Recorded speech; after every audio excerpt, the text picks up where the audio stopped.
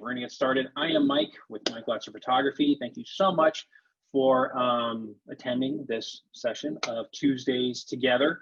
Yeah, we're going to be talking about systems, automations, workflows, and I put into the group event that I would be trying to get ideas of what to talk about.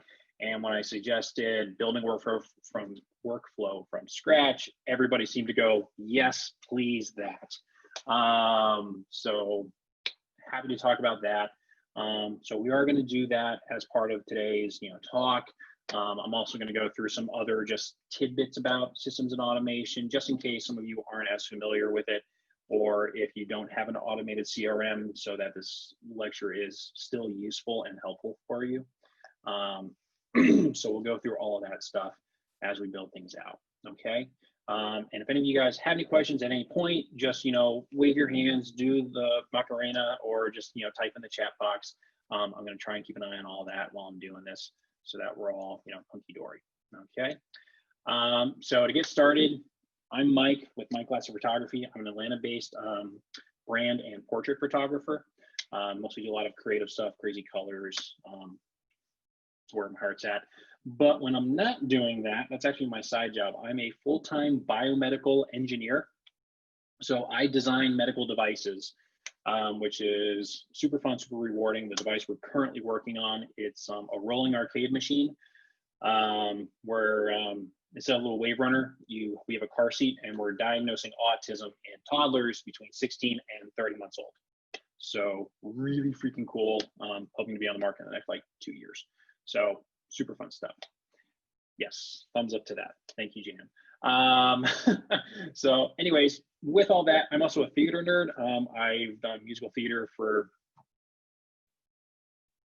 10, 15 years now, something crazy like that, which is super fun. It's the only reason why I'm decent at public speaking, because otherwise, as an engineer, they don't train you to do that. They want you to stay in your little corner and just type on the keyboard. So anyways, that's why I'm talkative and totally out of my mind. So anyways, as you can imagine, I have a lot on my plate. So with that, I've had to develop a ton of systems, routines, procedures, all of that good stuff to keep me sane and still be productive, right? Because juggling a lot of hats, as well as, having family, spending time with friends, having a social life, sleep. And a lot of us, as creative entrepreneurs, we know that we typically tend to work more than your standard 9-to-5 job person. Our days are usually more like 10 hours a day, if things are good. So the whole point of automations, workflows, and systems is to try and rein some of that in and take those repeatable tasks that you have to do every single time for every single client or just in your business as a whole, and make them automated such that they can be working in the background while you're doing the things that can't scale, which is one-on-one client interactions, doing the actual work, things like that. Onboarding clients, doing contracts, invoicing, that stuff's easy. That's stuff that doesn't require a personal human touch. So we want to take you out of doing that stuff and give you more time working with clients and getting more clients so that you can increase your revenue for your business and spend more time doing what you love, or wrapping up the business task earlier so you can just be at home and enjoy having a life, right? So that's the goal of, implementing systems, automations, workflows, all of that good stuff, okay? So, looking at my notes. Okay, so let's look at some examples of things that we can automate that are just repeatable every single time. I mentioned a couple of them, right? So we've got email sequences, right? Every single time we get an inquiry from somebody, what do? Thank you for inquiring. It's so nice to hear from you. Here's some more information about me. Let's schedule a consultation. You don't need to type that every single time somebody inquires. Just make it a template and then just copy paste every time, right? Simple. There's also, sending out quotes, the templates. There's the consultation emails. There's gallery deliveries for photographers. There's, timelines for wedding planners, like how you structure it, like just the overall document. There's lots of ways to just make things repeatable that you just copy paste every single time, right? So that's what we want to start with. Other things that we can look at are social media, right? There's a ton of tools out right now that allow you to schedule all of it in advance, so that you can just, pardon me, you know, on one Monday at the beginning of the month, you can schedule all of your posts for the entire month, and then after 3 hours you're done, versus having to go through your phone every single time saying, okay, post here, post there, do the hashtags, all that. It's just done, right? And then you got the rest of your month to do whatever you need to. So try and block stuff that way. You've also got, one of my favorites is food services, right? So like, this isn't just business related, this is just life related. So like me personally, while I love to cook, I have so much going on during my day that I still want to eat clean, but it's really hard to do that quickly. So I use a service called Freshly, which is all paleo-based meals that are delivered. You know, throw them in the microwave. They don't taste like microwave food, which is a big part of it. And, you know, that's, you know, a third of my meals for the week. So it's one less thing I have to worry about. And now I can focus on, instead of, you know, making a meal, which takes, you know, all the time for prep, actually eating, breaking it down, which is about an hour or so, depending on what you make. Okay, now it's 10 minutes, 15 minutes, and I can still enjoy other things with family, friends, the whole nine, right? So just, it's not always business related that we want to think about systems and automations, okay? Let's see, make the screen share larger. Sorry, this is as big as I got. Okay, and can everybody understand me well? Volume okay? Okay, cool, thank you guys. All right, so let's move on to the next thing we've got. Okay, so things that we're trying to do. Okay, nope, sorry, already covered that. I'm ahead of myself, sorry. Okay, benefits, pros and cons to automated systems, right? So pros to automated systems, oh, sorry about that, is that, again, we're saving ourselves time. We're doing tasks in the background all the time so that we can do things on our own that are not repeatable, and we can have things going on. My favorite thing that I ever did was when I first invested in a CRM software, which we'll go through later. I set up a client inquiry workflow, which basically takes us from somebody saying, hi, I'd like to hire you. It's scheduled a consult. After the consults get scheduled, they receive a proposal for a statement of work. They say what they want to do. They then get a contract. Once that's completed, they fill out the contract, and then they pay a down payment, and then it says they're booked, right? Once all that's completed, now they're officially a job in my portfolio. I was out with friends one, you know, afternoon, just like drinking a couple beers, just hanging out, and I kid you not, this is like 3 hours after I built this system. I got a couple of notifications on my phone, 3 consults scheduled within the next couple of days. Easy. Didn't have to do anything about it, which, as we all know, scheduling anything with a client is usually just a pain in the butt, because you're going, what about this day? How about this day? What about this time? No, how about that time? I mean, it's the never ending game, right?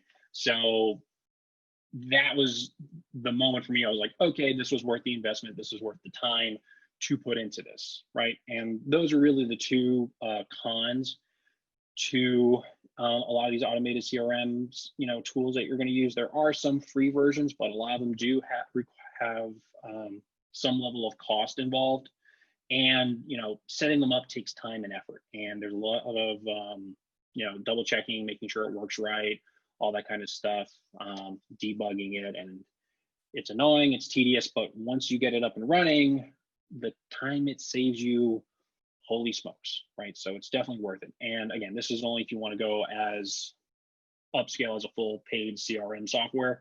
A lot of the other smaller tools are much easier to maintain. They're like one shot done. A lot of them are freemium models too, so that's really handy. So you don't have to do as much with that. All right, so I want to tackle some of the random automation tips and tricks or softwares that I use. We'll do that, and then we'll go into the full CRM software build workflow, just in case any of you guys don't have that. You guys can hop off the call or whatever, okay? All right, so first ones I want to talk about are social media planning, okay? There's a couple different apps you can use for this. You've got Later, Planoly, Tailwind, Buffer. There's a whole bunch. The only differences between them are basically pricing structure and what social media platforms that they integrate with. So Buffer, I think, integrates with everything under the sun, including LinkedIn. Tailwind is mostly a Pinterest and Instagram platform. Planoly, I haven't messed with too much, so I'm not exactly sure, but I know Later is Pinterest, Facebook, Instagram, and I think Twitter now too, which is really handy.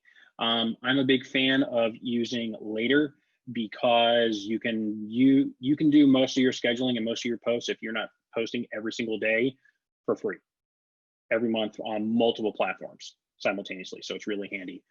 So if you guys want to see what that looks like, hold on, sorry, because some of them in the chat.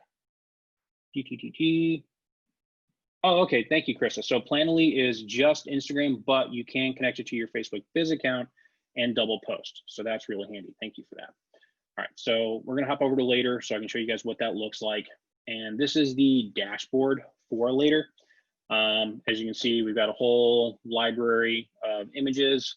You got filters for stuff that's unused. You can also tag things, so I can look up like all the stuff that's just portraits, all the stuff that was shot in 2019, and you apply these on your own. It's very handy that way. The other thing that's nice is that it'll automatically, you can store groups of hashtags in there. So you're not constantly like retyping them and doing all that stuff. It's really handy in that regard. So, you've got your integrations all across the board, so you can see them all. I don't have much going on there.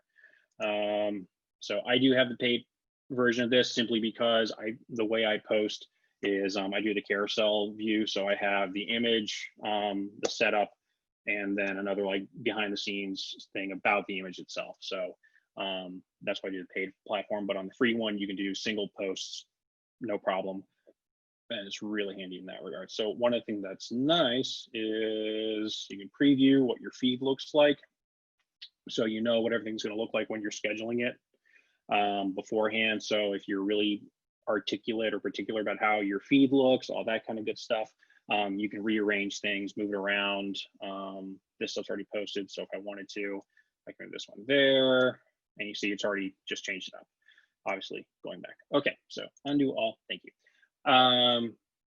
So there's that. If you wanted to build a post, you see this kind of bar right here that's a little shaded. This is an automated spot that you build. So usually I post once a week on Tuesdays at 1:30. So you add this yourself, and then I can say, okay, I want to post this picture of Kevin, right? I can add in, whatever the captions are. Actually, this is not the right place to do that. Never mind. So that's notes for separately. So I'll do create post. Sorry, cool. And now this is the basic interface. Kevin is a super cool guy and awesome photographer. Whatever. Okay. You have tagging ability, so you can go in here, tag everything up. Just type in the user accounts. Unfortunately, it doesn't auto-populate. You have to check on Instagram and copy paste it in there. But again, it saves time in the long run. Add location, type everything up, save locations, right, or save captions, I'm sorry. So these are all the hashtag groupings I have. So I have general portraits, brand hashtags, wedding, flash, Pinterest, all that kind of stuff. So that's really handy. And it'll automatically add that there. Or if you do single post, it's add first comment, and then I can click it there. Whoops, not what I wanted. Just copy that over, right? So now it's there. And depending on the plan you get hashtag suggestions, which is handy, but it's cool.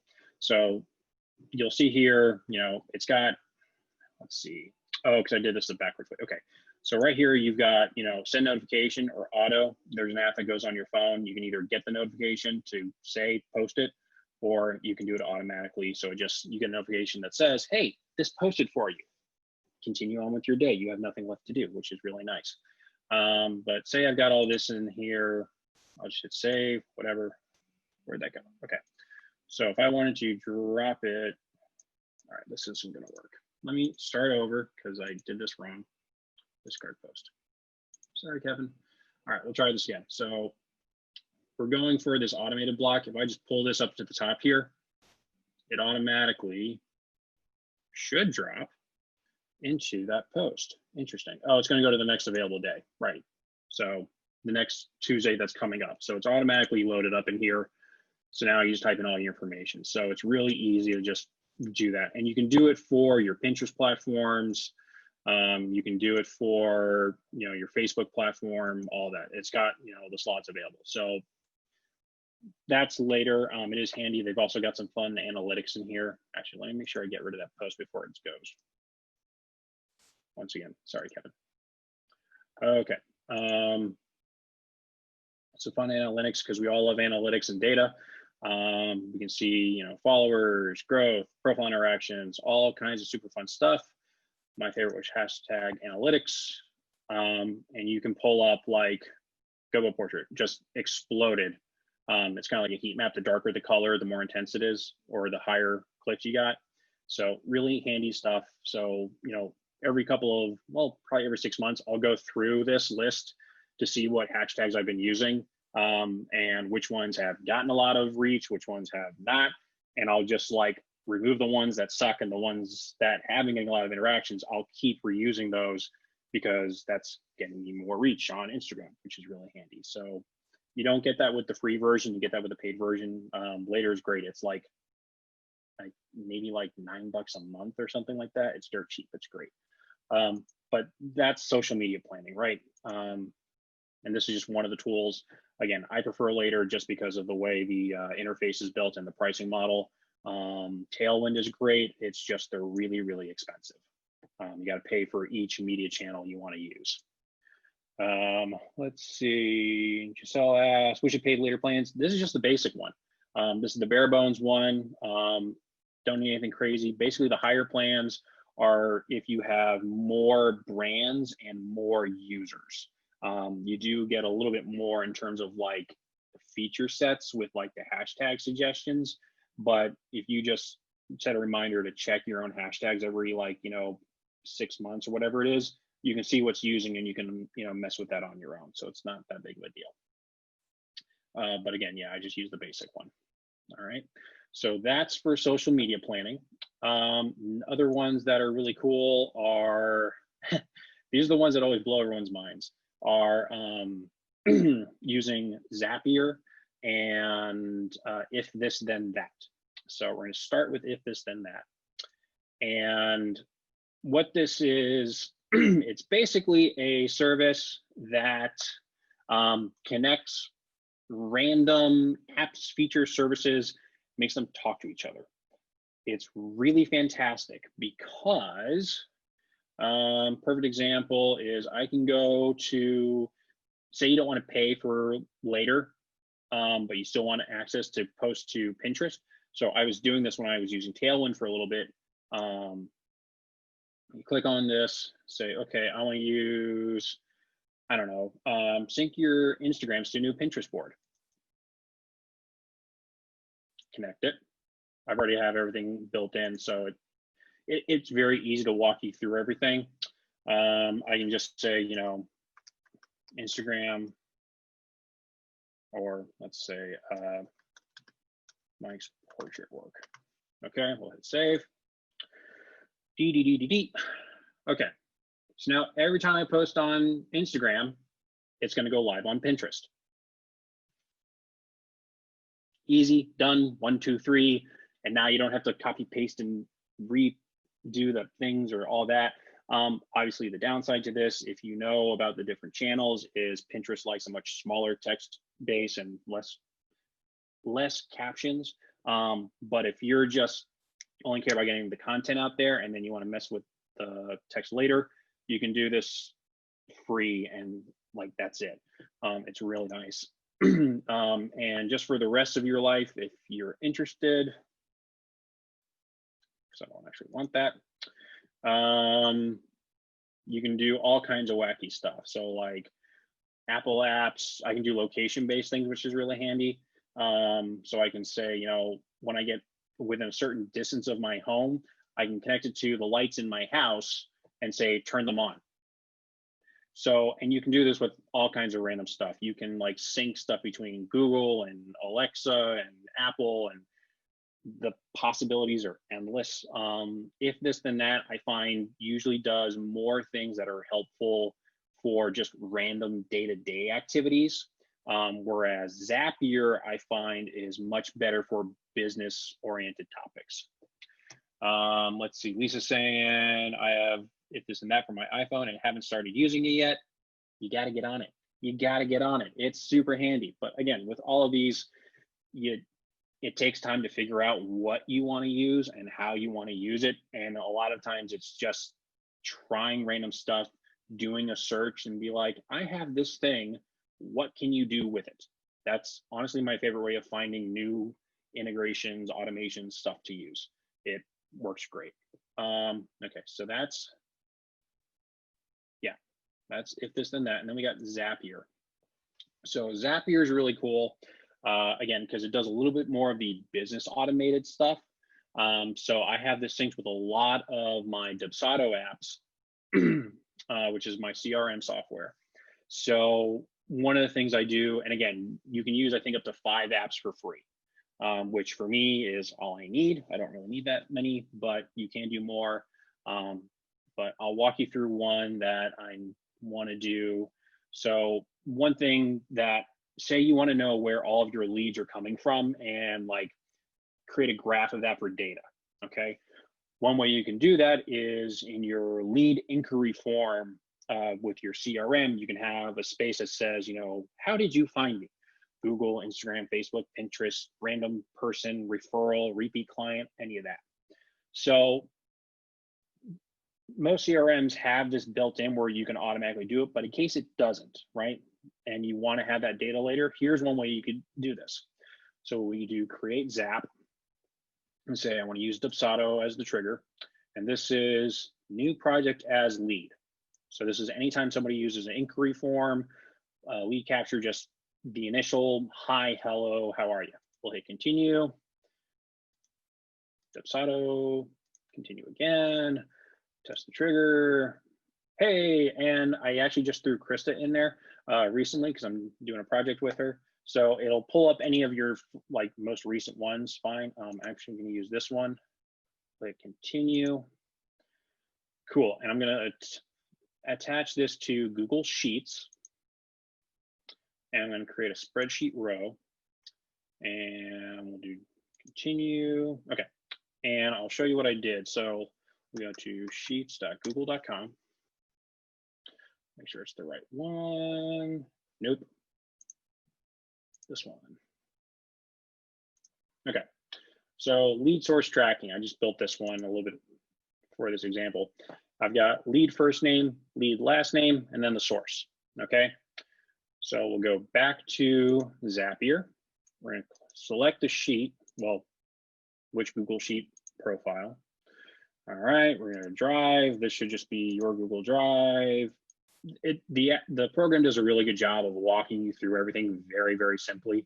So it's not confusing at all. It's really 1, 2, 3. The spreadsheet I want to put it onto is lead source tracking. The worksheet values. So what I'm going to sheet 1. Okay, and then for lead first name, so it's automatically pulling in the column names from your list, which is really handy. It talks to itself. So I'm going to go first name, Johnny, last name, Bertz, source, show all options, Google, continue, test and review. It says it just did it. Let's find it. Hey, what do you know? Johnny Ebert's source was Google. So now, after I get all my leads in over the course of time, I can, you know, pull up these sources and create any kind of like table, graph, data input, whatever I want, so I can see where I'm getting most of my leads from. And this is just for like data collection. This isn't even like helping me with my business in the short term. So some of the things I do, pardon me, going. You know, long-term stuff are, you know, I have all of my leads automatically go to my Google contacts because I use Google Voice. So it's a separate phone number to talk to everybody. So with that, it's anytime a new lead comes in, I get their first name, I get their last name. and I get their phone number and well, email address as well. And it goes into my Google contacts so that if I do consult calls, I can go to my Google Voice account and it's just there. I don't have to type it in and enter it every time I want to add a new contact. It's just automatically synced. It's there. Again, it's little things that save time. All right. Questions. Zapier is not a plugin. It uses API keys. So to do the connection, it'll walk you through what you need. So like in Dubsado, for example, there's actually a section in the settings that asks for API keys for QuickBooks, Zapier, and something else. I can't remember what at the moment. So you enter in the API key, it'll talk to each other, and that's how they pulled all the information. So that's all it is. So Zapier is still its own standalone service. You just have to put in the right API keys and codes with the other apps to connect and get the permissions so it can read all of the data. Okay. All right, next we got, Mike, what do you think about connecting credit card with Zapier, trying to figure out alternative to downloading CC transactions to accounting FreshBooks? I did not know that Zapier could take credit card information or payments. I don't see why not. It's just a matter of, I guess my question to that be, is it because you want to see the information somewhere else or you don't want to put it into FreshBooks? Oh, okay, the other APIs. Never mind then, okay. Just to make sure, I did answer your question, right, Jan? Okay, cool. All right, so sorry guys. All right, so yeah, so that helps with this example. I'm gonna go back for another example. I tried this using Instagram to LinkedIn, which is what I was showing you with If This Then That, but they don't have LinkedIn. They only do LinkedIn through Buffer. So here I can now, anytime I make an Instagram post, it'll post on my LinkedIn page. Very handy. The other thing I do is a handy little trick is if you have leads coming in through email, through your website, depending on your web authority or domain authority and how your website is viewed by Google, there is a chance that your emails, when they first go to your client, will come up as spam, which sucks because obviously they want to hear from you and you want them to communicate with you. So what I did was I subscribed to the service called ClickSend, I believe is what it's called. Yes, ClickSend, which basically says, hey, anytime a new lead comes in, send them a quick text message that says, hey, I got your email. I'm happy to work with you. I'm super excited. Please check your email over the next 24 hours, including your spam folder, and I'll get back to you as soon as I can. If you don't see anything, please call me at, here's my number. So now, not only are clients getting this email in whatever time frame after they sent the inquiry, I'm also sending them a text message so they know to get back to me and they know that I've received it. So it's kind of the receipt, and most people reply to text messages or have that. So it's just an extra little thing to help make sure that your message is received by your clients and it's not lost to the Google spam ether. Okay. They're really cheap too. I think it's like 2 cents a text message, which, as long as, if you're a smaller business where you're only getting like, 3 leads like a week, or like anyone actually like contacting your website like 3 times a week, you may be low enough domain ranking where you need something like this. But once you're like doing crazy dollars in business and you're getting a lot of like inquiries consistently, Google knows that your website is legit. So you probably won't need this. I doubt your emails will go to spam. But if you're a smaller entity, this is a good way to just double check that, again, you're not getting lost to spam and something like that. Okay. The third way I use Zapier is when I'm good about this is actually connecting this to my newsletter stuff. So we all know that, or we should know that your mailing list is considered one of the best opportunities for marketing to your potential client base. So what I did was I actually set it up so that if someone submitted an inquiry through Dubsado, they would automatically go into a workflow in MailerLite, which is similar to MailChimp, ConvertKit. It's a newsletter based program, right? So you can do email campaign, and it just sends an email that says, hey, thank you for inquiring. By the way, would you be interested in following my newsletter where I'll send out various tips? I'll, have offers occasionally.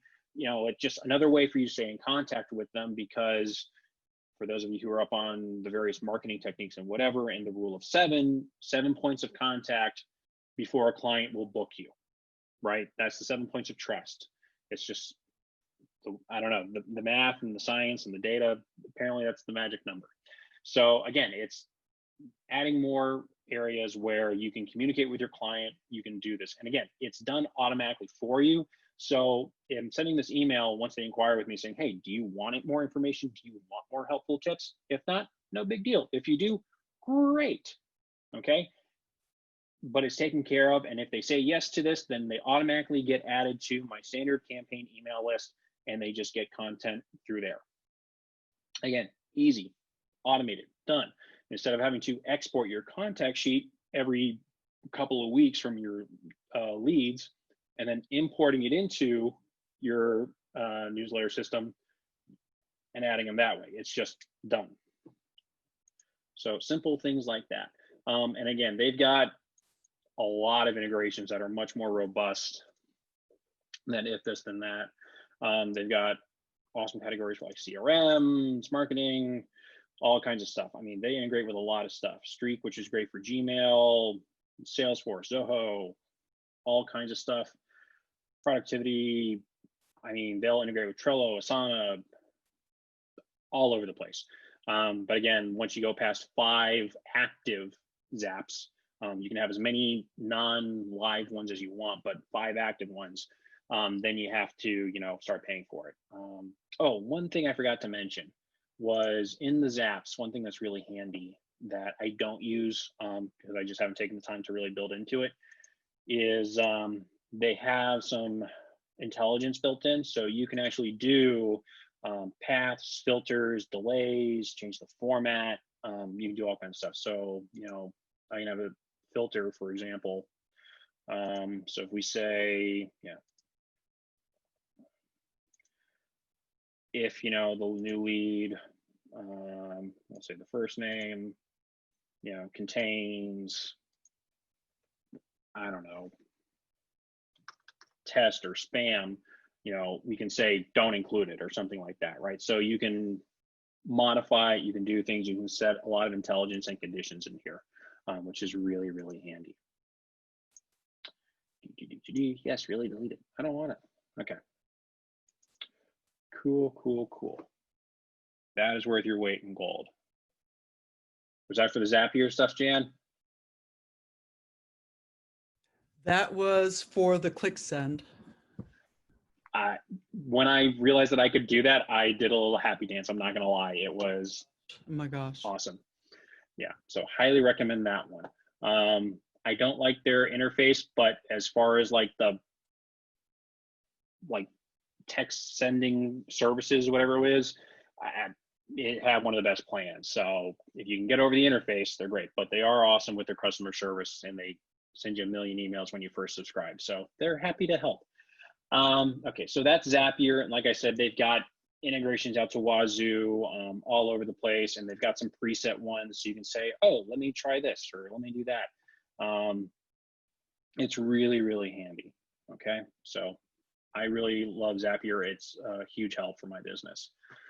Okay, all right, let's see what else I got on the list. Oh, appointment schedulers. These are really good. As we all know, scheduling consults, meetings, work times with our clients can be a royal pain in the butt, simply because just finding a good time to work with somebody when it's any possibility, it's never fun, right? Because you're going, okay, well, I'm available these days. You're not, oh crap, okay, well, what about this? No. And you keep going back and forth. And it's just, you waste 6 or 7 emails trying to set that up. So what you can do instead is use a service like Calendly or Acuity. So I was a Acuity fan personally. I think this is it. Please don't be a bad website. Acuity scheduling. Okay, cool. Oh, that's right. They have a plugin with Squarespace now. So if your website domain is Squarespace, you actually get some free services with Acuity, which is really handy. But anyway, so what these basically do is, do they have a demo? Right. So right here, basically what you do is these scheduling services, they automatically sync with your personal calendar and your work calendar, whatever calendars you want to put together. And it says, okay, you know, you're available these times. I'm only going to show those times to the client. And the client says, I want to go for this one. Okay, pretty straightforward. The added intelligence on top of that is you can say, okay, I only want to, you know, talk to clients Tuesday through Thursday from 5 p.m. to 8 p.m. So now they will only see times in those blocks. So you just send them a link that says, yeah, let's schedule a time. Here you go. They click on the link and they say, okay, they look at your calendar, they look at their calendar, they just click it and you're done. So again, it's just something real quick and easy to make your life simple. So you're not doing the whole back and forth with emails. Question for later. Acuity or Calendly or Dubs, why MailerLite for you? Oh man, that's a big question. So I use the scheduler within Dubsado. A lot of the CRMs nowadays have a scheduler built in, but if you're not doing a full-blown CRM, then you would look into something like Acuity or Calendly. They're pretty cheap to work with and they're really powerful. And because like their sole focus is scheduling, they have a lot more features built into their schedulers than some of the other CRM softwares. So they're really handy in that regard. And then, yeah, so that's the only reason why I'd pick, you know, Acuity or Calendly over Dubsado or one of my other CRMs is if I'm not already using a CRM that has a scheduler built into it. And then MailerLite, the only reason I use MailerLite is because I don't want to pay for ConvertKit and I didn't want to pay for MailChimp. MailChimp was originally free for the first like 2,000 subscribers. And then they changed something in their terms of service. I can't remember what, but it was enough to make me say, no, thanks. So I moved over to MailerLite, which I actually like MailerLite's interface a lot better than MailChimp. And I mean, they're free up to something ridiculous for like subscribers and all that kind of stuff. So that's the only reason why I went to MailerLite. It was just MailChimp did something with their terms of service, I don't know, maybe about a year and a half ago, 2 years ago, that just scared me away. So that's really all it came down to. That's really it. Okay, but yeah, so again, going back into the schedulers, one thing that's really handy is that, for instance, if you're a headshot photographer, I know a lot of people who do this is they actually have a booking fee attached to the scheduler, and the scheduler is just on their website. So they just get an email like randomly where someone says, hey, I'm booking you and I want to do a session on this date, and the client's booked, it's done, right? And the only way they can book the session is if they pay the down payment, which is really handy. And it's great if you want to have a system that's, I'll call it brute force simple. I personally, just because the nature of what I do with my portrait work, I like to ask more questions and make sure I'm a good fit with these clients before I book them. But if you're willing to just say, hey, like, if you want to work with me, just pay the money and you're booked and you're done, it's awesome. And you can also add in like a contract immediately with that. So when they pay the down payment, they already sign the contract and do all the nitty gritty. It can be really, really handy to make it that simple and straightforward. And I know a lot of people who use that. It's a great effect. I think there's a headshot photographer in Chicago who's doing bonkers with it. I think he charges like $500 for a session, and people are just like, done. It's awesome. Okay, so that's Acuity. Again, Calendly is similar. I think Acuity had more integrations than Calendly. I'm big on using Apple products. So Calendly removed their integration with Apple. So that's why I don't use them. Simple as that, for anyone asking. Acuity is just across the board.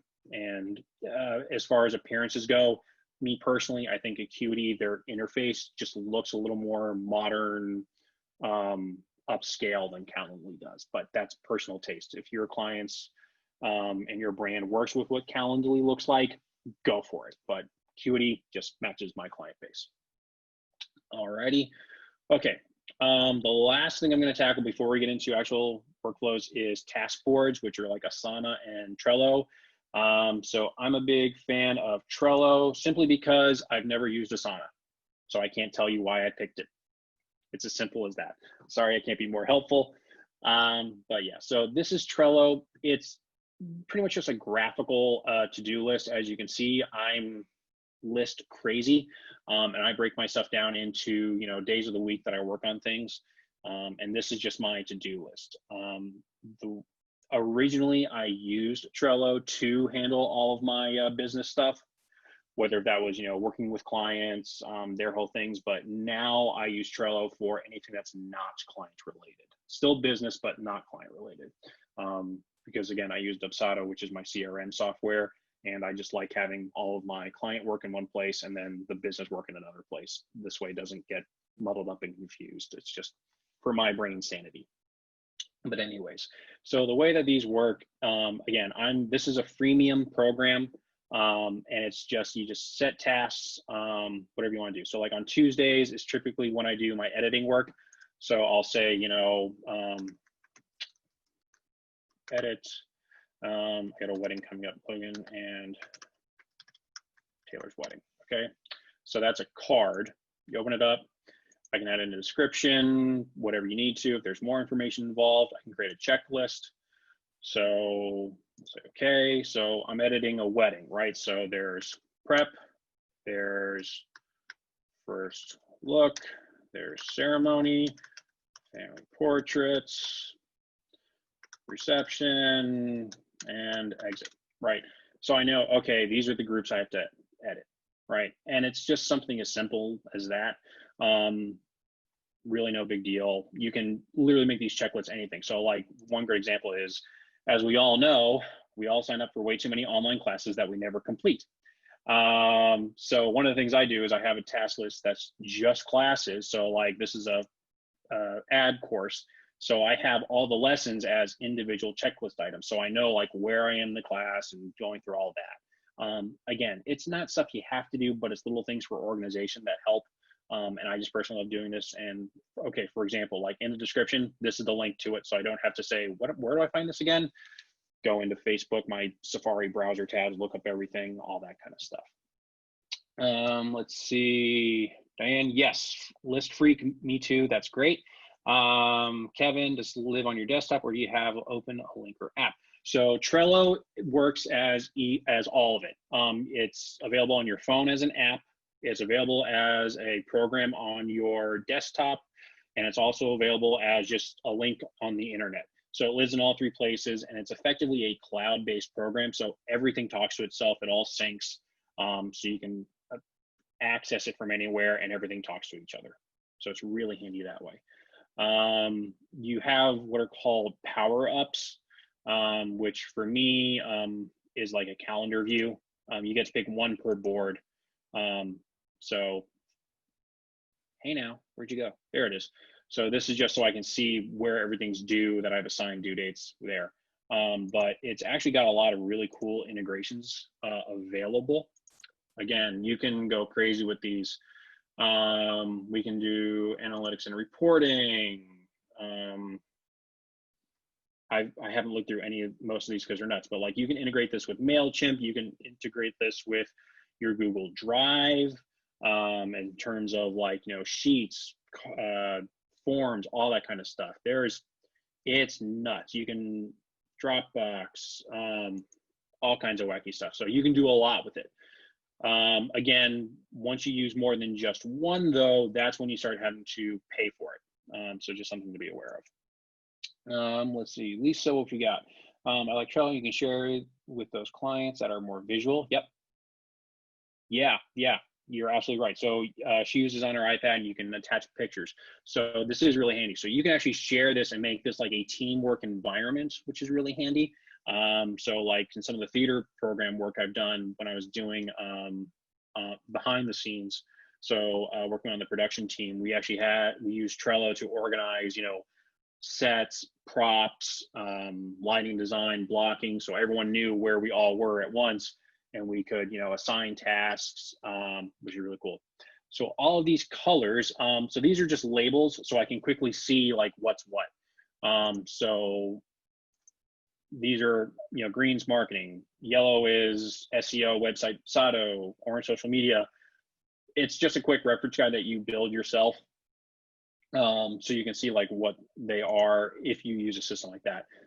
I use too many colors, so it's effectively useless, and it just makes it look pretty, because I know where things are located.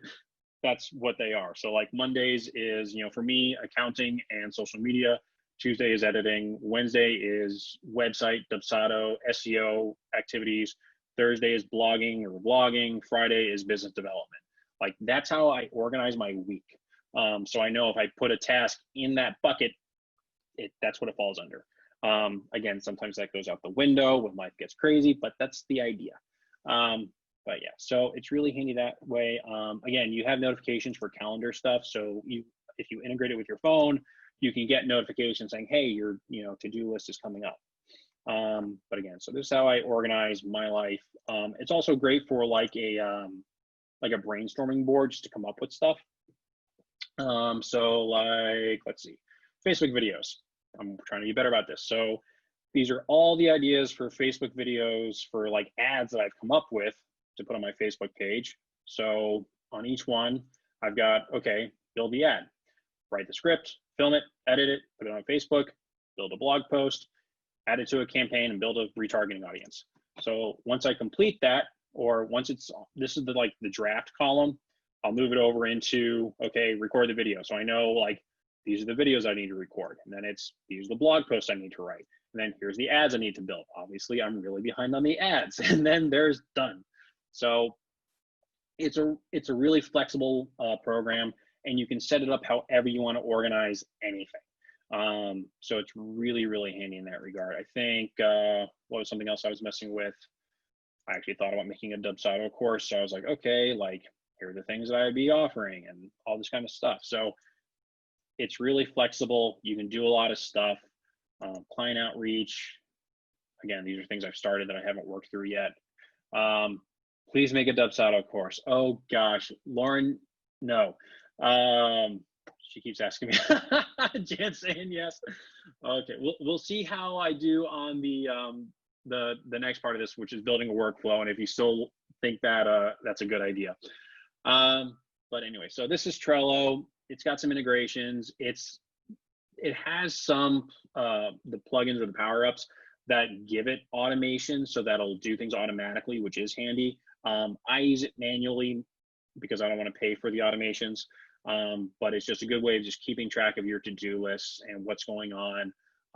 Because in my experience, when you've got a million things going on and there's just lists in your head and all that kind of stuff, it really helps you focus and free up your brain space if you can just write it down somewhere. It's like verbal therapy or typing therapy to just like put it all out on a dashboard and see it in front of you, because that makes tasks look much more manageable than when they're in your head and you're like, I have to do so many things. Now, when it's on the list, it really, really helps. Something that I've picked up and learned. But again, you can do all kinds of crazy stuff with this. It's sky's the limit. It's great. Okay, so that's Trello. Okay, now this is where we're going to talk about building a CRM workflow, which is why you guys probably all are actually here. So this is my Dubsado. This is a CRM software, okay? And for anyone who doesn't know what a CRM software is, it's just client relationship management. And it's just a way of keeping track of and, working with your clients in a singular database. It's really all it is. And you have the ability to create workflows. Your organization is off the charts. Thank you, Renee. Even though I'm having squirrel ADD moments. Anyway, so it allows you to have automations such that what we've been talking about which is creating aspects of your business that you can say, hey, do this in the background so I don't have to think about it and things get done and I only have to put in my input when it matters, right? That's the beauty of this. So again, CRM softwares like this, you do have to pay for because there is a lot of intelligence. There is a lot of work that goes into this. Personally, I think they are worth every penny, especially once you have enough work where you're starting to lose your mind. If you're at the point where you're starting to drop the ball, you'll be like, wait, what's up next? Invest in a CRM. It will help you so much. That's personally my opinion. But anyways, so Dubsado, I'm not going to work through that.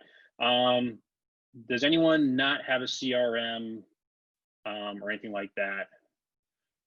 If you will say something in the chat so I know how to tailor this conversation. We all have CRMs. Awesome. Or we're all curious about them. Okay. So then I'm not going to work through the rest of the stuff. All right. So this is the part where we're going to get interactive. Okay. I'm going to pull up, this is a program called Xmind. It's a kind of like a flow charting software that I use for all kinds of other things. But what we're going to do is we are going to work together to build a workflow for when a client inquires on your website, and then you need to schedule a consult with them. Well, actually, you guys are going to tell me what this process looks like because that's going to be part of this. And we're going to build it together. Okay. So let me grab my windows so I can see everybody and what's going on. So, all right. So first things first, if a lead comes into your website, what happens?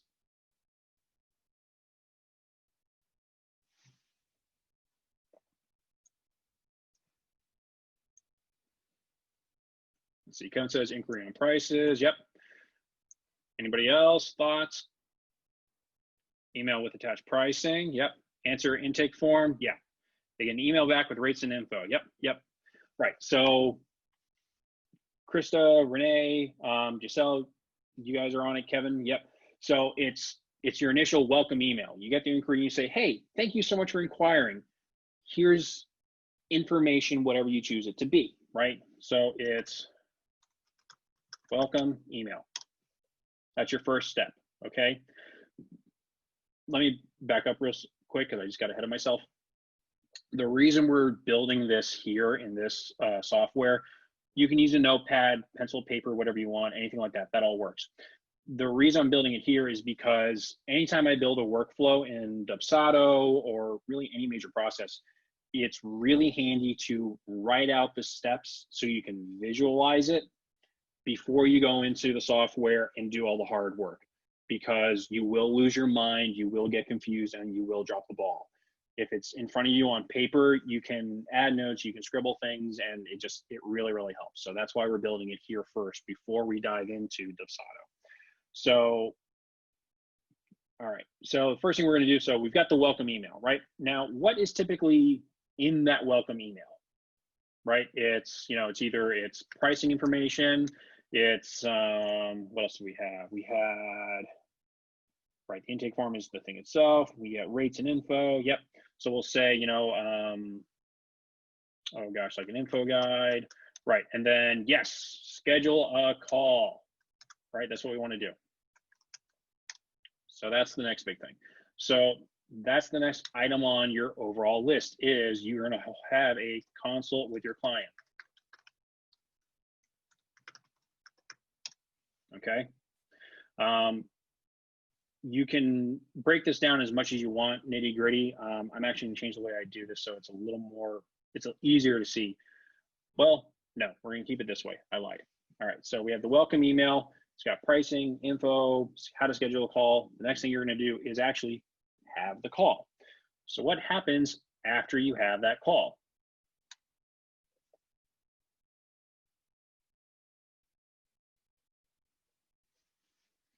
Follow up. Any ideas, anything else? Send a proposal or a contract or book another call. Yep. Email with customized proposal and contract. Yep. Wardrobe guide. Yep. take payment, sign contract. Yeah. Yeah. So you guys you're on the right track. Answer more questions. Yep. So this is going to kind of depend on how you do your business. I know like myself and Kevin, we discuss pricing in that consult. So like there's no point to send a customized proposal after this step. It's like, are you cool with this pricing? Great, here's the contract. Other business models, that might not be the case. You may need to send a customized proposal. So in this instance, we're gonna do the proposal because I feel like that's a little bit more applicable to the vast majority.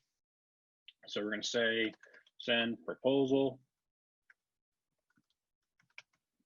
Okay, so I got that one.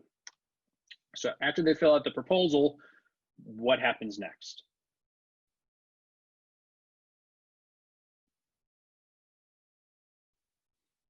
They pay. Almost. There's one more step before that.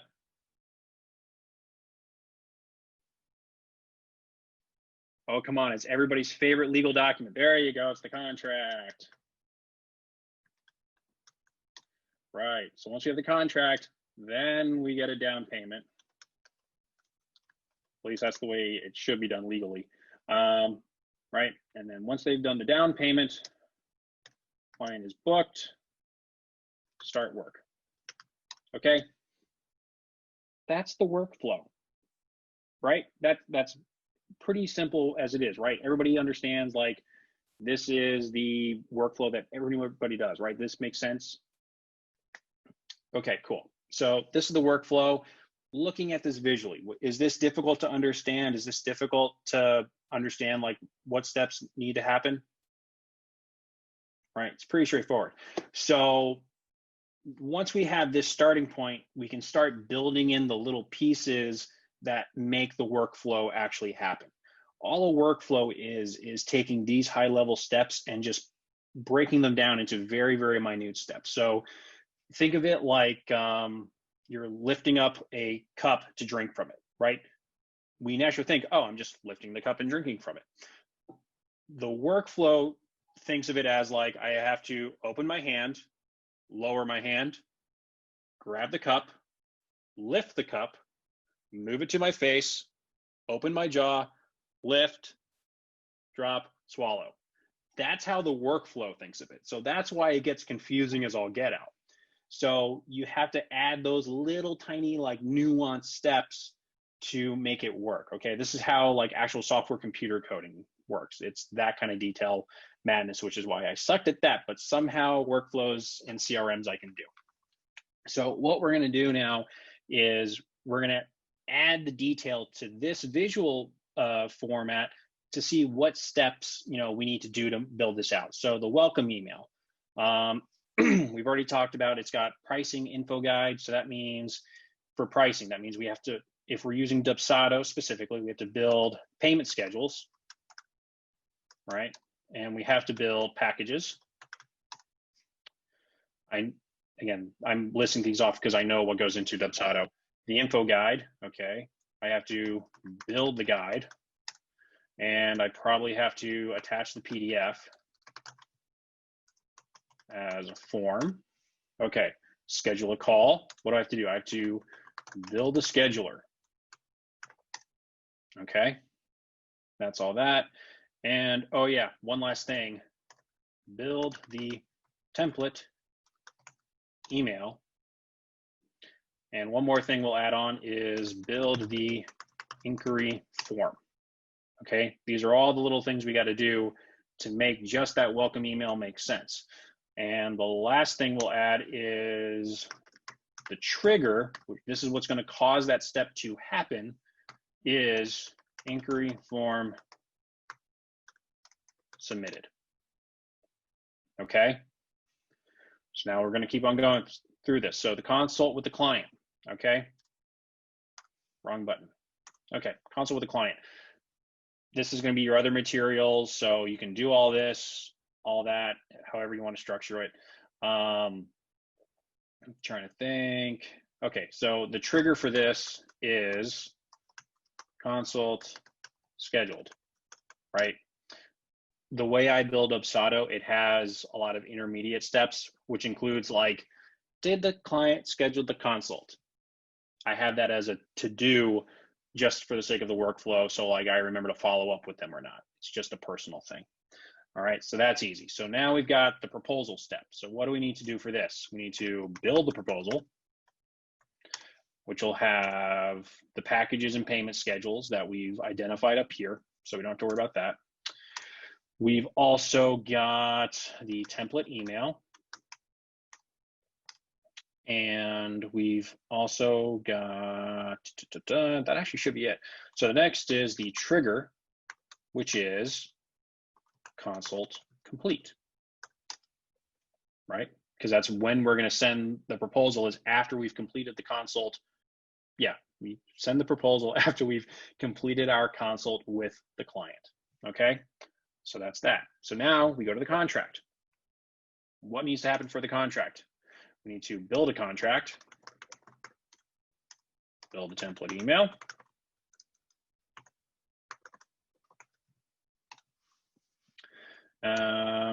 anything else? No, I think that's it. So the trigger for this is completed proposal, right? Won't send the contract until the proposal is filled out. I know this sounds really like ominous and tedious and boring, but like these are the steps you got to think about when you're building these workflows, okay?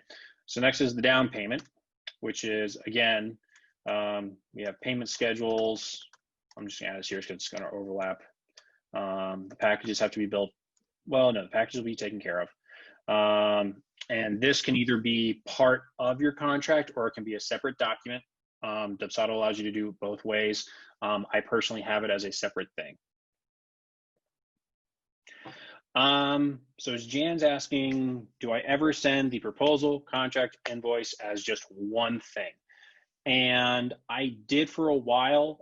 There are certain business models where that makes sense. So like if you're a wedding planner, florist, anything, or if you're doing like copywriting, brand design, something like that. If you have stuff where it's pretty straightforward, like you pick this and you're done, cool. But as a photographer, for me personally, there's always, well, can we add this? Can we modify that? Can we tweak this? Especially with weddings. So I just made it such that, again, I personally don't send proposals anymore. I just tell them the pricing at the consult, and then whatever they tell me, I say cool, and then I just send them a contract. But if you don't do it that way and you are using a proposal with a like rigid set of things, yeah, you could go right to the contract and send them all as one. I'm a control freak, so I like having that little bit of separation, especially again, because I've gotten enough questions with the proposal that they wanted extra modifications. I was like, screw this. I'm just going to send it separately instead of having to like constantly fix it and then redo the contract, because the way Dubsado works is that once you send the contract, if you make any modifications to it, it cancels it out and you have to re-upload it and send the client a new contract. I'd rather just send it to them once, because I've had enough clients be like, hey, I tried the old link again and it doesn't work still. And I'm like, yeah, blah, blah. So hard learned lesson, right? So again, that's how I do that. And it's also the same reason why I actually put the down payment separately. Thanks to my friend Molly, who's on this call. She helped me find out that there's a funny little bug in Dubsado with payment schedules that if you don't set it up properly, they cancel each other out and then they don't work. It's obnoxious. So if anybody ever wants to know how that works, I actually have a YouTube video for it, because I don't want to explain that here because that's a totally different topic. But anyways, be cognizant of how you set that up. So anyways, going back to this, down payment, we just needed payment schedules. This can be a template email. Okay, and the trigger for this is a contract signed. Okay, all righty. Molly's going, oh, you say funny little bug, you mean pain in my side? Yeah, it was obnoxious because I had the issue, I didn't realize it. And then booked, start the workflow. Wrong button again. We've got, this is just, create the next workflow. And I'll show you guys how I have my workflows set up. It gets a lot of criticism from a lot of Dubsado experts. And I'll explain why I do it the way I do it. Again, it's because I like having customization and control of what I do, but I'll show you why. So it's just create the next workflow, and the trigger is down payment received. Okay. So looking at all of this, now it's starting to get a little hairy, right? There's a little bit more information. But when you break it down in these steps where you start at the high level and say, here are the big things that need to happen. And then you can say, okay, here, what are the little steps I need to create those things? It's the same thing as any project, right? If I say, hey, go, shoot a wedding, and you've never done it before, you're not going to know where to start. But if you say, okay, well, start with learning lighting, start with learning composition, start with learning camera settings, it starts becoming easier and it makes more sense. So just breaking it down into bite-sized chunks, this really helps with how to set up workflows, especially because they can get hairy. Okay, so this is kind of what it looks like. Just to show you guys what mine is before I dig in, this is the one that I set up. So I've got all these, lead completes an inquiry form. They schedule a consult. I actually have a follow-up sequence workflow in Dubsado that gets triggered. So if, they complete the inquiry form and I send out the email that schedules a consult and I don't hear back from them in 2 days, they automatically get an email sequence that says, hey, dude, are you still interested? Again, it's just tagging on to that click send thing I do with Zapier to make sure that everybody, is still on the up and up. So you can see, like, I build mine out the same way that I built out the earlier ones. As a photographer, I have a step that adds a model release. But again, it's just saying, here are the high level items, and then breaking down, okay, I need a questionnaire. I need an email for that questionnaire. What's the trigger, right? Just breaking it down into those groupings really, really helps assemble this, okay? Does anybody have any questions over the visuals of what this looks like before we actually go into Dubsado and build this thing?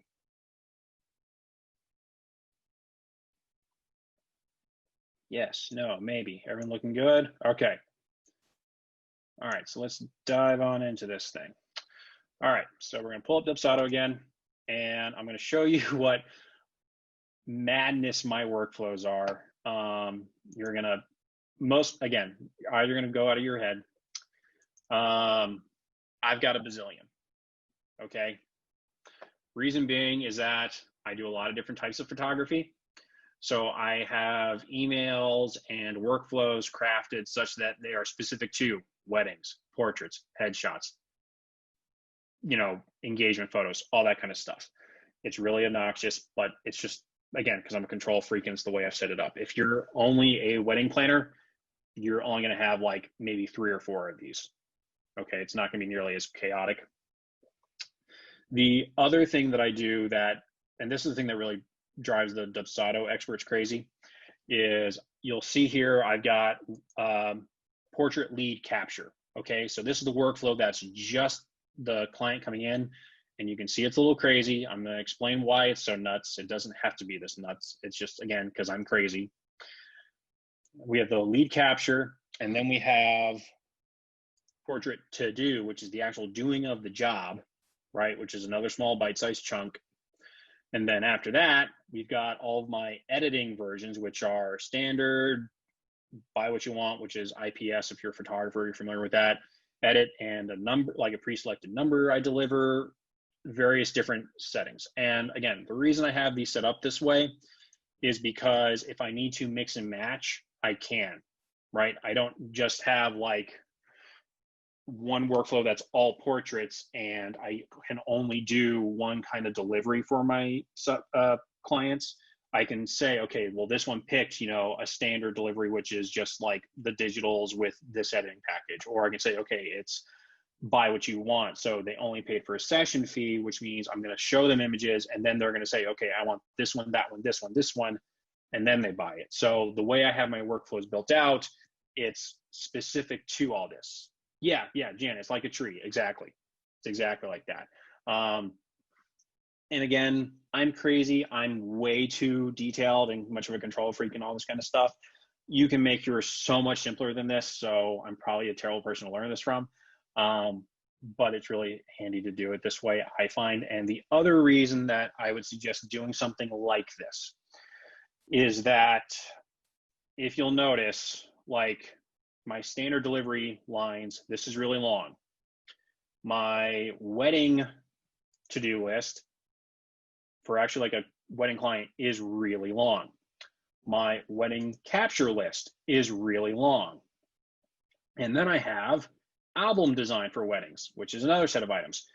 If this is all one workflow, to modify and edit this is a pain in the butt.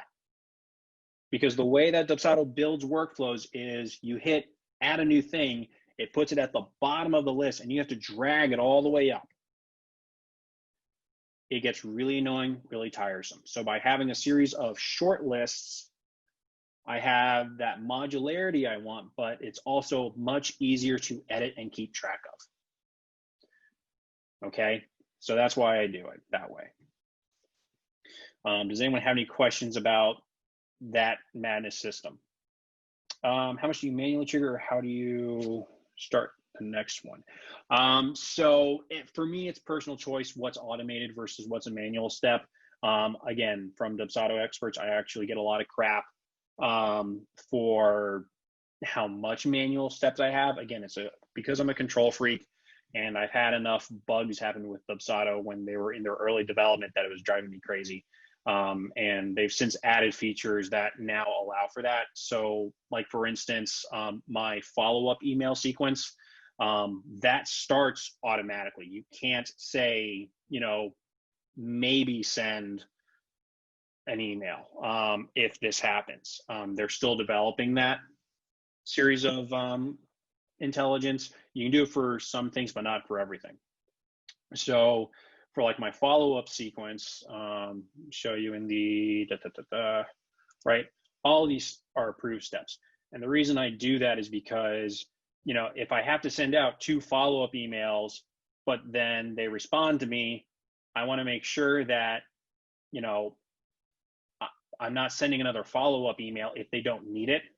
I have the control to stop it.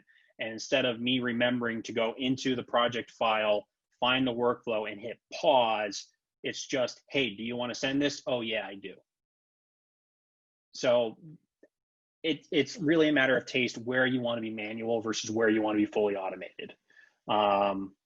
That's how it works. And then the other question was, you have to manually choose which workflow to start after the next one, after one ends. So you can set it up so that it is manual or that it is automated. There are triggers that are start a workflow, and you can pick, you can pick which workflow it starts. So my lead capture ones, they all have a start a to do. So like my wedding lead capture, it's, start wedding to do. My headshot one is the same thing, right? Start headshot to do. But at the end of, say, headshot to do, let's see here, it says move to delivery workflow, which is one of these that I pick. So those are the only times I'm really picking which one it goes to, is just the editing step. But again, it's because I have multiple different offerings as a photographer. If, you're doing copywriting or, planning a wedding, or as a wedding planner, florist, whatever, you don't typically have this kind of variability in there. So you can just have like one, okay? And it can just automatically go to that dedicated workflow. So again, it's a matter of taste and how you want to build it. Chris is asking, so if you don't approve a workflow step, will it totally pause forever, or will it continue on to the next step? It depends on how you have your triggers set up. If you have steps such that, like, there's a line that says, do it after all previous steps complete, it'll stop it. But if it has things that are based on like the project date or forms being sent out or something else that's not related to the things above it being complete, then it'll keep going. So it's one of the tricky things where you got to keep track of it. Again, I make things really complicated because I'm an advanced user, but Again, you can make this as simple or as crazy as you want it to be. I recommend simple, but you know, again, I'm a terrible example of this. So anyways, we're gonna go in and we're gonna build this workflow finally. Okay, you guys are ready for this? Let me move my screens around so we can see the madness. Okay. Hopefully we can still see everything. Okay. And actually what I'm gonna do to make this really easy to see is I built a demo one so there's not any craziness to get distracted by. Oh, bright colors. Why did I do that? Okay. I'm gonna go back in here. Okay, so blank, no workflows. And again, we have no emails, we have no schedulers, we've got no forms. We're starting fresh, all right? And for this, I recommend starting in the workflow, okay? Well, actually, I take that back. Start with your canned emails. What I typically do with this is I build placeholders based from this list that we've built. So if I know I need, you know, a proposal, I know I need a contract, I know I need all these things, you know, I can build placeholders for them before I build all the content in, and then I can build the workflow that includes those steps. And once I know that it's right, then I can fill in all the nitty gritty on, you know, the actual like emails, forms, and all that. So we're going to go through our list and see what we need. Let's see. The first one was, well, we need an inquiry form. So let's do that. We need a lead capture form. Skadoosh. TT inquiry. Alrighty. Got windows in the way. All right. So first name, last name, email. When is your event start date? We don't need to worry about that. Phone number, comments. Sure. One fun thing you can do with this, again, if you have multiple niches to your brand, is this button called workflow. You click on this, it says, what service are you interested in? You can say headshots, great. And you can add a workflow so that it triggers that workflow if they pick that option. So I can have one inquiry form for 6 different niches, and it'll automatically go to that one. Really, really handy. Okay. But again, if you're just doing one thing, don't worry about that. Okay, so we've got the inquiry form, we've got settings, submit button text as default, lead title. Me personally, I just like doing first name, and then I just do the title of this, which is, we'll call it TT. So I label mine headshot, portrait, whatever the job is, so I know, because again, I've got multiple types. Project status, that's a different thing for later. And there should be a default, workflow. Okay, so we're gonna add to, hang on, cancel. So where's my save button? There it goes. We're gonna save as template. So we got this. So now we're gonna go edit. And there's 2 ways to go about this. You can either add your template from here. This is asking for the default workflow, which means that once this is completed, it's gonna trigger a workflow, right? Which is what we want it to do. So we're going to assume that we've got a bunch of workflows already built. Let me just build that placeholder. Again, you're going to be going back and forth a lot, and it's going to be really obnoxious, but it's worth it. All right, so we'll add a workflow, and we're going to call this, you know, TT lead booking. Okay, next up. All right, so that's just the generic stuff. We'll go back to our forms. TT inquiry, settings, default workflow, TT booking, right? That's what we want. Anytime someone fills out this inquiry form, it's going to start the workflow that we want. Okay, so we've got that going. Cool. So what's the next thing we need to do? We need, for our welcome email, so we're going to need payment schedules and packages. We're going to need a scheduler, and built the inquiry form. Okay, so let's do the scheduler first, just because I want to.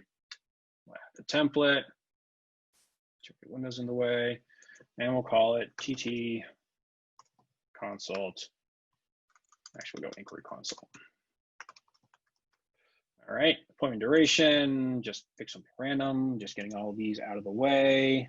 Say rolling window, I don't care. Do 21. And here's where you can set, what hours and what days you're available to take these calls. We're not going to mess with that right now because it's not necessary. Right, you can set a canned email. We're not worried about that right now because that's not the way we're going to set this up. And I'd like to schedule an appointment with you. Let me know. Yes, cool. So that's good. And then advanced settings, all kinds of wacky stuff, nothing that's required. So again, we're just building the placeholder. So we're not worried about that right now. Okay, so now we got TT inquiry insult. So that's done. Next, we're going to look at payment schedules and packages. So to access that, we're going to go to packages. We're going to go add package. And we're going to call it TT1. Say one of these is worth, $5. Add item. Turn to packages. We'll add another one just so we got some variety. Oh, there's no name on there. Darn it. I'll call it just design. I don't know. New line item TT2. One of it is worth $10. And again, I'm being really wacky with these because all I'm doing is just creating these placeholders so that we have them. Call it photo. Okay, packages. So we got 2. That's enough for right now. Okay, so we built packages. Now we need to go to payment schedules because we said we needed that here. We'll add a payment schedule.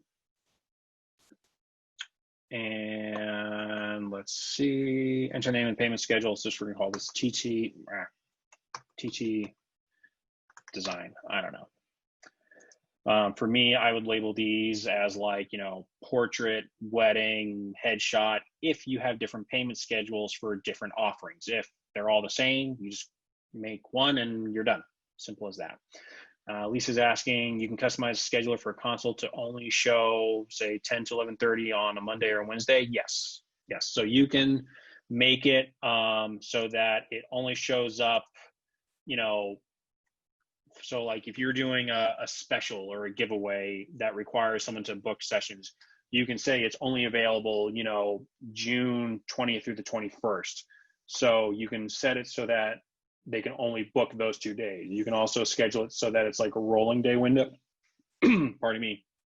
So, it's just an ongoing thing. So if they, submit the inquiry form today, they see the next 21 days of availability. If they, submit the inquiry form in, December, they'll see the next 21 days of availability after December, right? So you can customize it that way. And you can also say, yes, I only want to take consults, 9 a.m. to 2 p.m. and then have a break, and then 3 p.m. to 4 p.m. and I only want to do it on Saturdays, right? So you can customize the days, the times, all of that stuff. Okay, does that answer your question, Lisa? Cool, awesome. Okay, so we got a payment schedule labeled.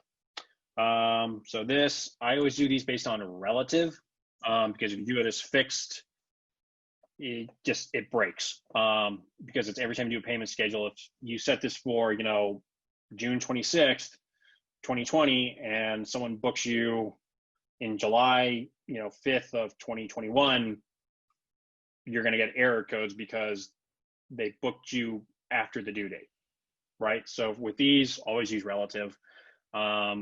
The first one we're going to build is the down payment. So it's 0 days. I'm going to say after contract is signed, right? This is your trigger location. You can say days, weeks, months, all that kind of stuff. Percentage, we'll say 25%. We'll apply that. We'll do another due date. It says relative. We'll say 2 days before the job. And we'll say it's 75%, which is the balance. Hit apply. Cool, right?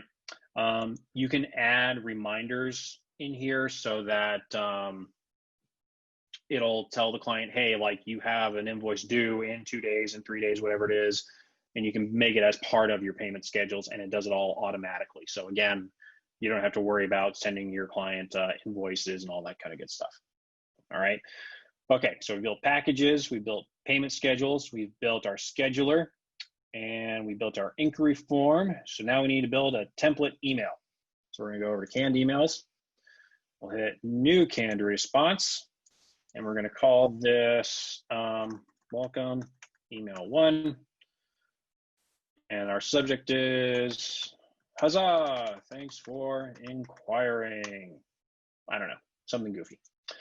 We'll say, actually, you don't need to do anything past this point.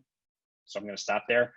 Again, this is our, we're just creating placeholders. But one thing you do need to do when you're doing this is, because we know we're sending a scheduler in this email, you need to create the link or the variable for that link to happen. So you go to Smart Field, appointment. Nope, I need link. There it is, and scheduler link, boom. So that's the intelligence, so that when this email goes in, it'll automatically pull the scheduler it needs, or it knows to pull a scheduler, and we're gonna tell it later which scheduler to pull, okay? I know it's confusing for a moment, but it will make sense. So we're gonna save and close there, okay? So that's that, just our welcome email built, all right? Consult with client, that's in and of itself. Okay, now we've got the proposal that we need to look at. So this is under forms. We've got proposal, boop. And we're gonna call this TT proposal, all righty. And again, we're just creating placeholders here. So we're gonna do package. We're gonna select photo, cool, done. And then we'll do another package and we'll say the other one, right? At this point, I don't think you actually need to put the packages in there. Again, as the placeholder, you just need to have like the form exist for this part, but I like having it here. This is where, if in your workflow, you're gonna send the proposal with the contract with the invoice, 1, 2, 3, bam, bam, bam. Go to settings here, and then you have your options to show the contract, show the invoice, allow the client to pick multiple packages, all that kind of good stuff, right? But again, we're gonna break this out to multiple steps just because I wanna show more examples of building the workflow, okay? So we'll go save as template. That's good. And again, Dubsado updated their interface about 2 years ago so that there's no back button. It's really dumb. Okay, what's the next thing we need to build? We need to build a contract. TT contract. Alrighty, signature area. Yes, okay, fun, done. And again here, oh, okay, you don't have that option here. I thought you did. All right, so you can't just say include the invoice after this. That's only in the proposal. So we'll hit save as template. Okay, let's add one. This is for me. Yes, close. Awesome. Save as template. Great. Okay, so now we've got that form done. Our placeholder for it at least. Okay, and oops, I skipped 2 steps. We need to build template emails for the proposal and for the contract, because we're actually done in our forms section anyway, so that works great.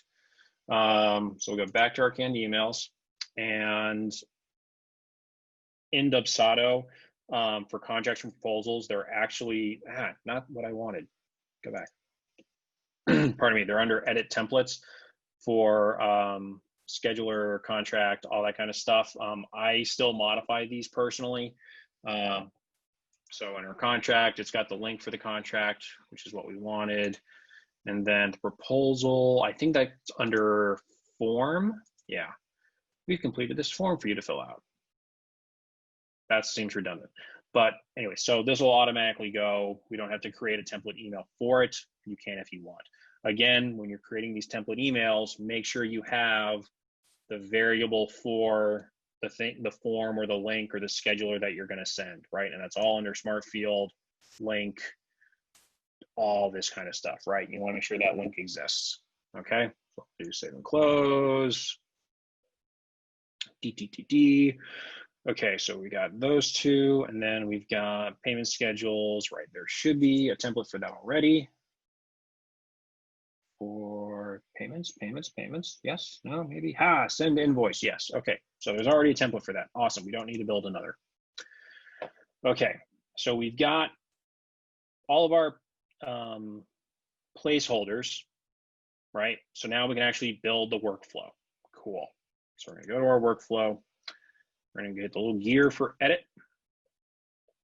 I'm gonna slide this over so we can see a little bit more.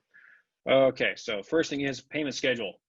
TT design, right? Automatically pops up. So we're gonna go add action. First action is they've already completed the inquiry form, right? Because we've set that up in the inquiry form itself to trigger this workflow, right? That's already there. So the first thing we're gonna do is we're gonna send appointment scheduler, right? And we're gonna say, you can say, again, I do these as relative because if you do them as fixed, it'll break later. So set it as relative, and let's say we're gonna send this 2 hours after all previous actions complete, or because it's the first step, you could say after the workflow is started. In this case, I like doing after all previous actions complete. That's just me. All right, we can say require approval before completing this action, which is where Dubsado will send you a notification that says, hey, do you want to reply to this? So you can set that here. Me personally, I like setting my inquiry response a couple of hours after they send the inquiry. 1, so it doesn't seem like I'm bored. 2, it makes it seem like I have a life. And 3, if it's spam, I'm not replying to that. So I just remove that step. But we've got all that. So we've got our scheduler template to send, TT consult, our email to send, welcome email 1. And it all pulls up, okay? Dubsado is really good, and all these CRMs will have all the information you need, and they'll build it as you got it, all right? So that's our first step, right? That's this whole thing done. Nice and easy, right? Now we're gonna add our next step, which is the consult with the client, okay? So the way I have mine set up personally is I have a to-do, and you can assign the user, which is if you have a team, whatever, do this. And I just write, let's see, Smartful client, first name, consult complete, okay? And we're gonna schedule that for after an appointment is scheduled. Now we get this up here and it says, hey, TT inquiry consult. So it's very good about only pulling the forms and the schedulers and the contracts that have already been listed in this workflow. Unless you're doing it for the very first time and it doesn't have that reference, then it'll ask for everything under the sun, okay, from your full database. So this way I know, okay, the consult's done. So after that, we've got, our next step was to send the proposal, right? So we're gonna send a form. And we're gonna say, we're gonna do this. I like giving myself a little bit of wiggle room. Again, so I send this like a day after an appointment is completed. Yes, and after an appointment has ended. And again, we're gonna pick our TT inquiry consult. I like putting a little time after the consult, 1, to make them think that I'm building this from scratch so they feel special. And 2, because if I need to modify anything, I have time to do that, right? Again, you can require approval before this action goes out. It's all flavor how you want to do it, right? So the form we're going to send is the TT proposal. And our template email, we actually don't have one because we're just going to use the template canned email that already exists, not the one we built. So will you complete this form? Awesome. Hit apply. Done. All right, so next we've got the contract. Send contract. We're going to send this, I'm going to again say day, after a form is completed. Form to watch, the proposal. Add a new form, contract. If you have multiples of these, it's going to list multiples and you got to pick which ones to work with. But because we only have the one, because we're starting fresh, really easy. Okay. Don't need to do a canned email because Dubsado already has built-in templates for sending contracts. Your contract has been prepared. Please see the link below. Cool. Done. Alrighty. Now we're going to send them the invoice. So we're going to add an action. I'm going to send primary invoice. And we're going to say that after contract signed by client, new invoice, done. And you can do it this way because you know that when they fill out the proposal, it's automatically going to take the packages and the pricing and all that information and throw it into that job. So this is going to reference whatever they selected. So it's intelligent. You don't have to like manually add the invoice or the items or anything like that. It'll just automatically send it all. And again, if you don't need a system or you don't have a business model where you constantly get questions during your proposal, you can have all of these send as one email, no problem, right? And then it's just one action or one workflow step, okay? So that's how all that works. So we got down payment, all that good stuff. Okay, so how do we know that they're done? We're gonna action, and we're gonna say, start a workflow. We're gonna have to add more. But we're going to say this is after a scheduled payment completed, and it's automatically going to pull the two schedules or the two payment schedules that we added from our TT Design payment schedule up here. So it knows which one to pull. So the only thing that we need to do next is just create another workflow, which technically we could make this go in an infinite circle with the options it's asking us, but we don't want to do that. So it's saved. So we'll just go into workflow and we'll say add a workflow, TT to do, right? Okay, just gonna leave that alone as a placeholder. Go back to our workflows, booking, edit this step, choose a workflow, TT to do. Done. That's your workflow. You've just automated your entire process from accepting a client inquiry all the way through to collecting a payment, getting a contract signed, and booking them. Dan's asking, do I send an onboarding explanation of things anywhere in the workflow? I personally do. With my welcome email, I typically say, hey, thank you so much for inquiring, English. Let's schedule a consult. Let's talk about everything. Let's see what's going on. And just so you're aware, here's some of the other steps that you can expect. And I also make sure that in the consult, which is one of the very first true contact points I have with my clients or leads at this point, I tell them, here's what to expect, here's what everything's going to look like, all that kind of stuff. I tend to find that, the shorter you can make your emails with the fewer action items and things to read, the more they pay attention to it. So I'd rather have the one-on-one conversation with them and explain all of that versus sending them a monster email that's got so much content that their brain's going to explode. And the other thing too is that I want them to talk to me. So by not providing too much information in that first email, they have to talk to me in order to get the information they need. Because I know if I talk to a client face-to-face, my booking rate goes up to like 80%. So just marketing is just the way I work. All right, Diane's asking, this is a lot, but it's starting to make sense. I can see it's going to be life-changing and totally worth it. I'm glad you feel that way, and I'm so glad it didn't scare you away. It really does help. It is fantastic. It takes time to build these things, but it's totally worth it. Going all through that. So what I'm going to do is I'm going to do the very, very scary idea of showing you guys what my onboarding process looks like, detailed out, and why I do the crazy things I do. And then I'm going to open this up for questions just in general. Okay. So let's see here. We don't need that list anymore, so I can slide this over with better view. So my lead captures are more or less the same. It's just, again, I'm inserting language that's specific to headshot, portrait, wedding as needed.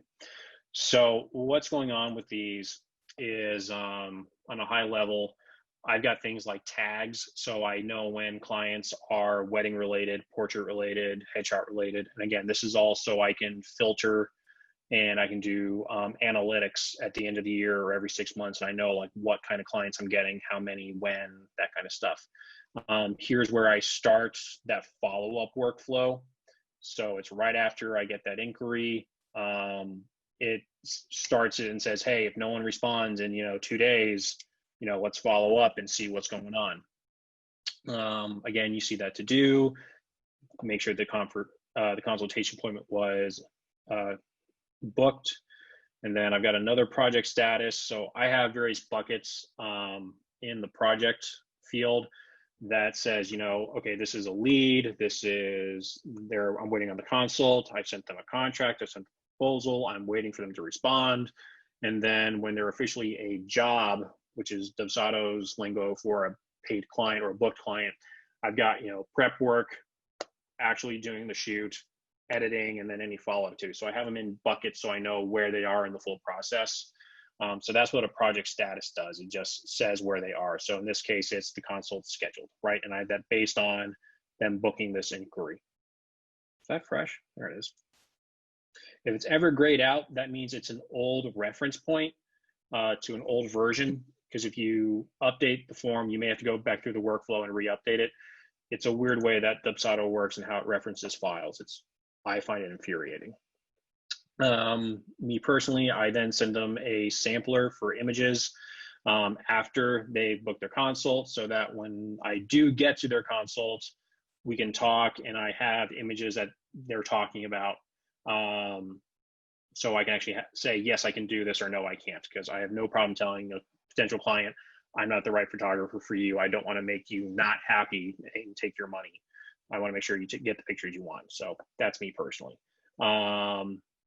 Let's see. And then I still have this here, the proposals, just in case I don't get a chance to talk about the pricing in the consult meeting, but more times than not, I delete these steps and never even send my clients a proposal.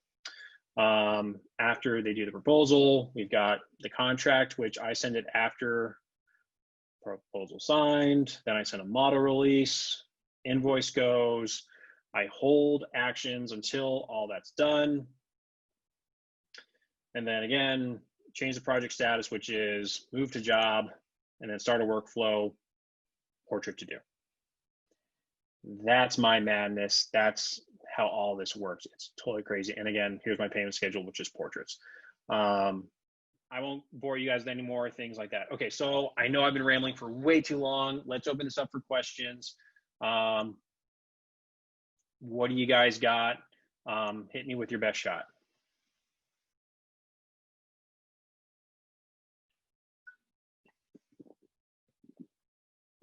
All right. Do I have anything built in to Prime reviews or referrals? Yeah, I actually do. So in my workflows, I've got a couple of emails, and in my delivery ones, I've got feedback questionnaires where it's basically I just say, hey, well, I typically do it so that it's in between the shoot and when they get their images. And I say, hey, it was great working with you. I had a blast. I'm working on your images right now. While I'm doing this, would you mind filling out, this quick survey? So it tells me how I'm doing, anything I can do better. And if you had a great experience, would you mind submitting this review to Google? And it's just as simple as that. You know, and obviously I'm not going to change the way I edit their photos if they give me a bad review, but I will ask more questions if they give me a bad review to make sure that I edit the photos correctly. But it's really as simple as that. I don't do any major incentives or stuff like that. It's really easy. Chris is asking, will the replay be somewhere? Yes, we'll make sure that this is recorded and we'll throw it up into the Tuesdays Together chat in that group so that you guys can access this later. Again, because I know going through the workflow stuff, if it's the first time you're seeing it, your brain may have exploded. So no worries there.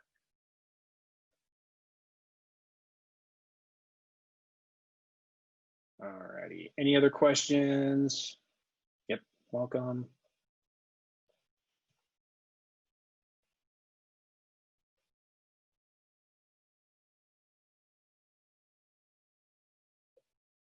Okay, all right. So it doesn't seem like there's any more questions. I'm somehow getting compliments. Only thing is we don't have an in-between place in production. Jan, can you explain what you mean by that? Yes, we deliver the production. We don't have a trial run or the shoot, so to speak, and then the pictures. We don't have an in-between place. Yeah. Yeah, yeah. If you don't have that in between place, it's tough. I mean, sometimes you just send it after everything is delivered and you say, please respond back to me, even though you're currently losing your mind with the final product and you have no reason to talk to me anymore, yada, yada, yada. So in that case, I try and time it with the product delivery agreement where I send them that form. So it's closed off because they have to sign that. It's another contract technically. And then I'll be like, hey, by the way, with this, can you send me some feedback? And that works out. So again, it's kind of two tastes in how you build your workflow and your business model, all that kind of stuff. Okay. Any other questions?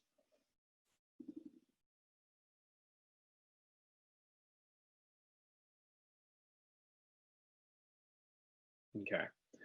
So sounds like not. If you guys do have questions later on, whatever it is, my information is on Facebook from the chat. Message me, find me on Instagram. You can contact me on my website, MikeLetcherPhotos.com. I actually have Dubsado setup services. If you saw this, went, holy crap, I have no idea what to do, Mike, please help me. Happy to. It's just Mike Letcher Photos. Here, I'll put it in the chat. And no, Molly, I'm not launching a course. Photos.com/Dubsado. And when is the Dubs presentation? Yeah. So with that, I also have a YouTube channel, which is more photography based, but it does have some Dubsado help tutorial videos in there, including how to set up your scheduler, how to create multiple workflows, all that kind of stuff. Okay, you guys are great liars. I did not do that great of a job, but I appreciate it.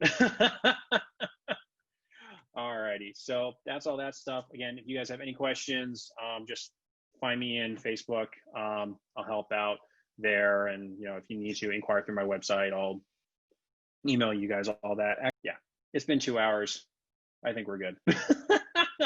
Alrighty, thank you guys so much for sticking with me for this long. I'm amazed you're not all falling asleep and passing out. Have a great one, everybody. Cheers, and good luck.